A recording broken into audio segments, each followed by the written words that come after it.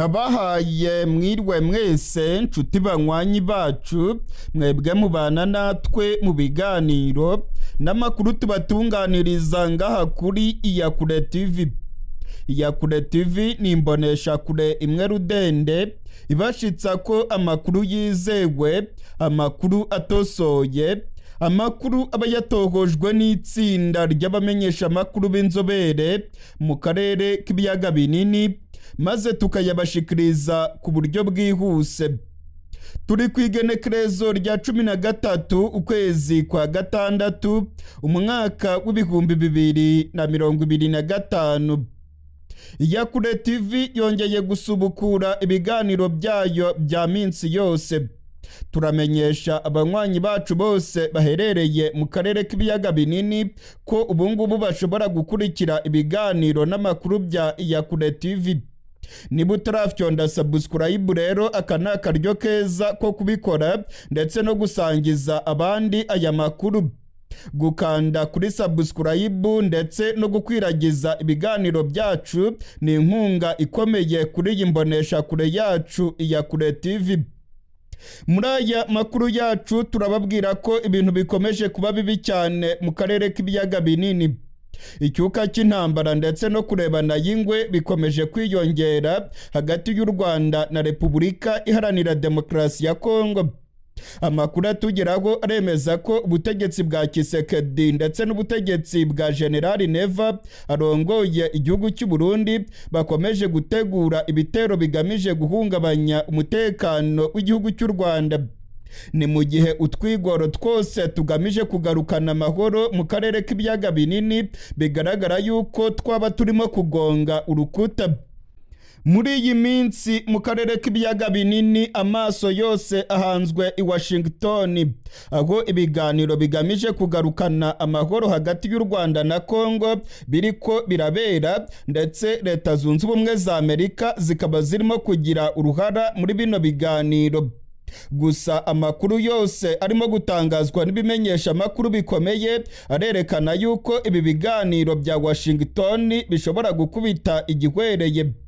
Dore nk'ubu ngubu mu minsi ishize ibimenyesha amakuru birimo Reuters, ibiro ntaramakuru by'Abongereza byavuze yuko Leta Zunze Ubumwe za Amerika zasabye u Rwanda kubanza kuvana abasirikare barwo ku butaka bwa Congo.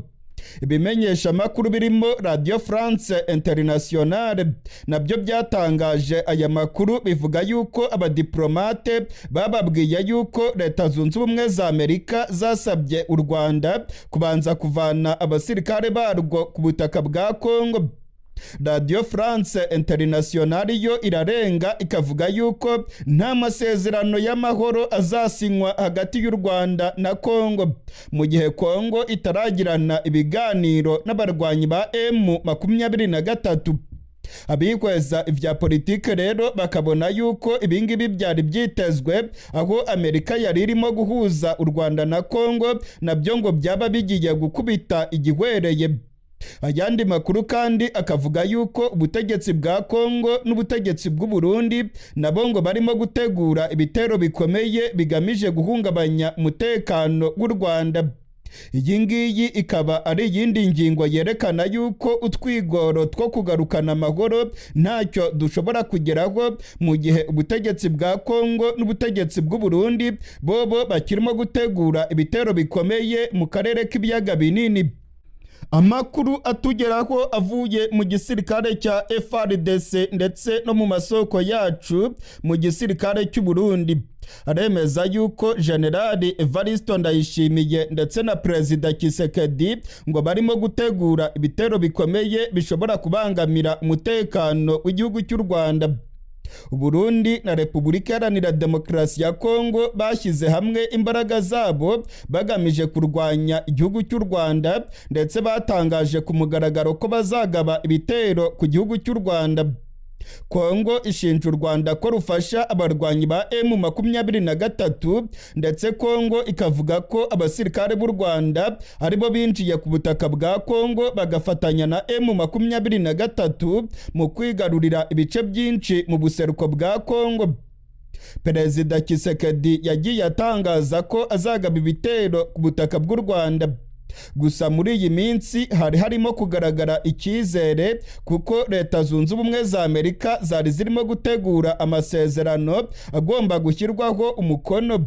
Ni amasezerano yagombaga kugarukana amahoro hagati y'u Rwanda na Congo, ndetse bikaba byari biteganijwe ko abakuru b'ibihugu by'u Rwanda ndetse na Repubulika Iharanira Demokarasi ya Congo muri uku kwezi kwa gatandatu bagombaga guhurira i Washington maze bagasinya kuri aya masezerano y'amahoro.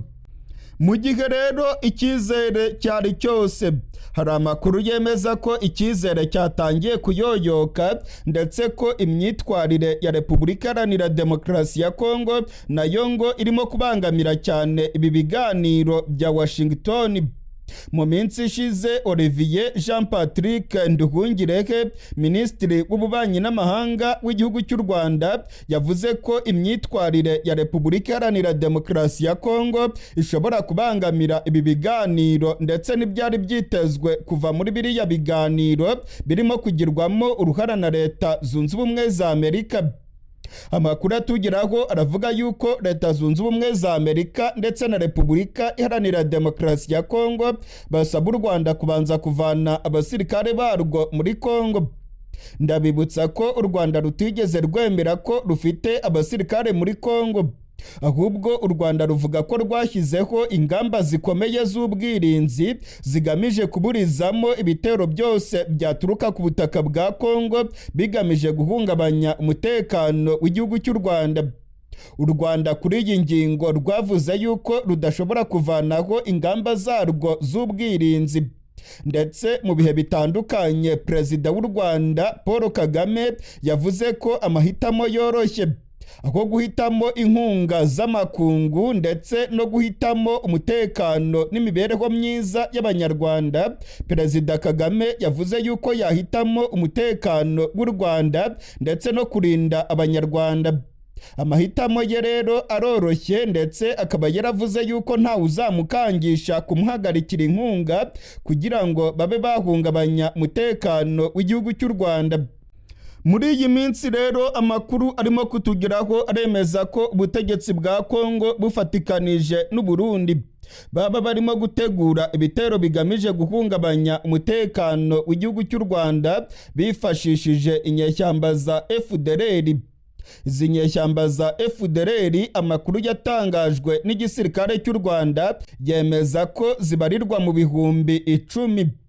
Izi nyeshyamba za FDLR zirimo abasize bakoze jenoside yakorewe abatutsi mu Rwanda mu mwaka w'1994, zirimo gufatanya na Tshisekedi, ndetse amakuru dufite akemeza yuko zamaze no kugera mu Burundi aho zahawe ibikoresho bikomeye bya gisirikare.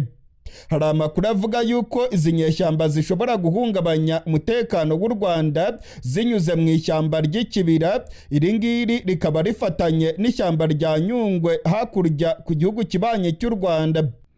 Abihweza ivya politike rero ndetse n'ibibazo by'umutekano mu karere k'ibiyaga binini baravuga yuko ibintu bikomeje kuba bibi cyane kuko Congo irimo gutegura intambara mu gihe ibiganiro by'amahoro nabyo byari birimo kugenda bitanga icyizere bigaragaza yuko byaba birimo kugonga urukuta.